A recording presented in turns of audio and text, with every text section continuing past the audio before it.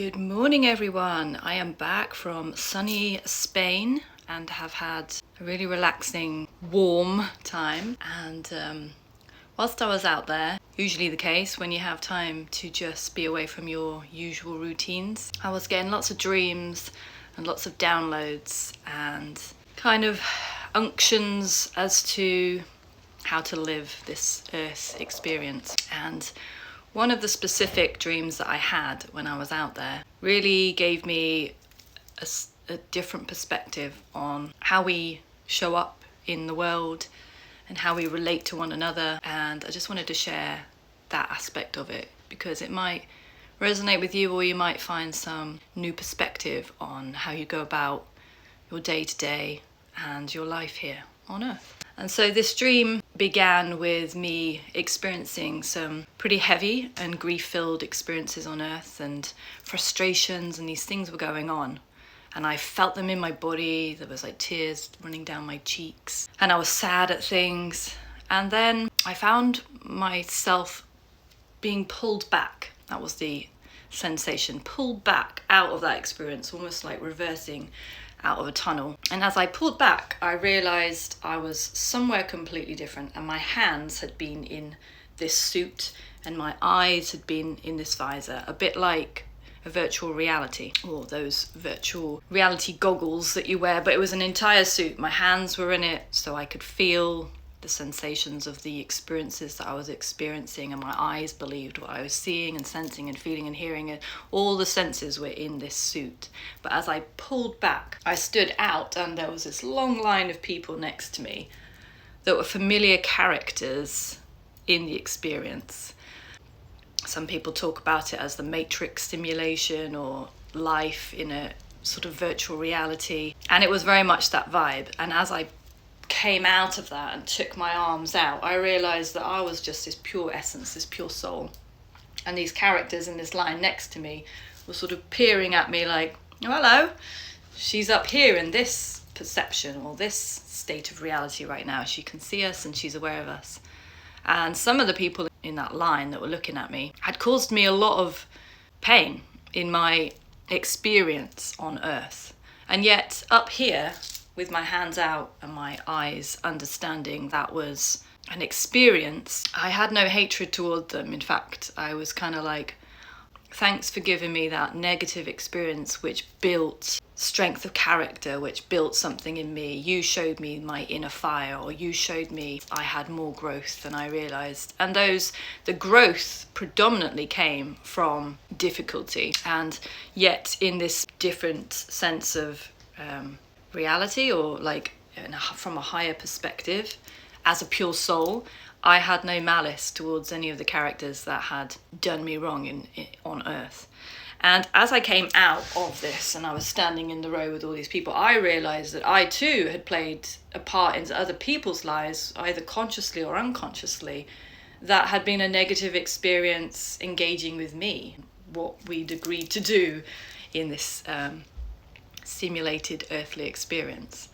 And as I was standing there, I looked down in my hand, and in my hand I was holding this card that looked a bit like a domino, if you know those domino pieces. And it was bright red, and it was sort of looked like it was made of plastic, had a bit of weight behind it, and it had like dots on it.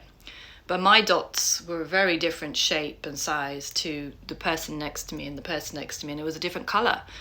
And as I looked at it, it had no writing on it, it had no markings aside from these dots in specific places. I knew from a place of knowing that this was my soul card, and each dot represented an experience that I had agreed to experience as I put my hands and myself into the experience of living my life. And my dots were very different to, as I say, the people next to me.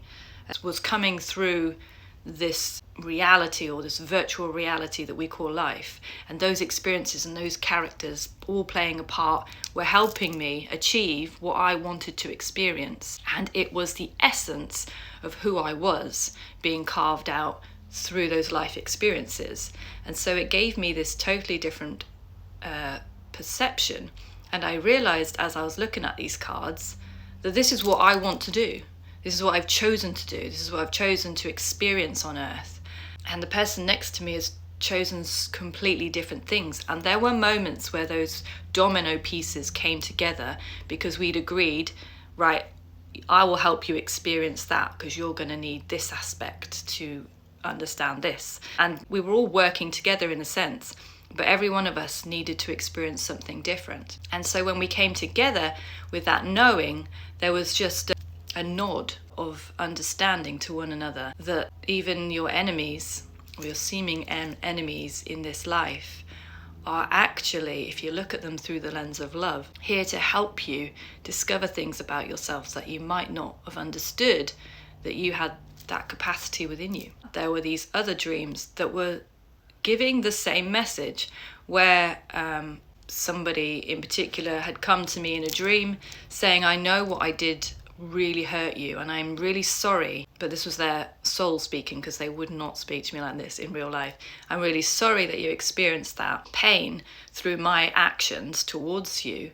However, you must know that without that pain, you would never have seen, and they talked to me about my golden light. And they said it was only when you had that wound that I helped to create that you snapped out of being a people pleaser. You snapped out of, and you realized, what am I doing wasting my life living for others? And it was that wound that gifted me the experience of choosing me and waking up almost from a dream of just an automated life. And I could see it from that perspective so clearly, and it made sense. And I had tears rolling down my eyes as they spoke to me, saying that was a gift. However, now that you've seen your golden light that came through a wound, like Rumi speaks about, but I saw it the other way around. Rumi says the wound is where the light gets in. But what I was seeing was the wound reveals the light that is within. It was like a volcano, and the hot red lava of this golden light of my pure essence, my pure soul, had been erupted through disruption in my life at that moment. And I'd been able to glance for a minute that I possessed this golden lava, or this golden light is how I was being shown it.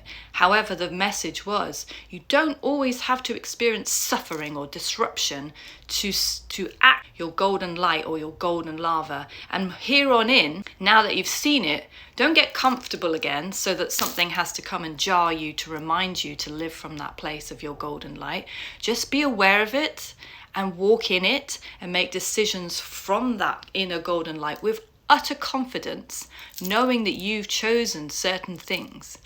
And it was a twofold message, because I've started seeing this golden light in others. There's one thing, realizing that you have your golden light. That's a lesson in itself. Some people never realize their own golden light. When you have found it, or you've had a sneak peek of it, or a taste of your golden light, it does often come through traumatic experiences, but doesn't have to. Hold it. And then live from that place, and to walk from that place is a whole other way of living. And so my message to you today is, do you know that you have a golden light? We all do. And if you've seen it and felt it and tasted it, how will you live from it? Because your soul experience is so different to others, and you have to learn to channel in and tune into the divine to understand how you as an individual have come to live this life. And that's why there's no comparing, because we are all so unique and different. We are meant to be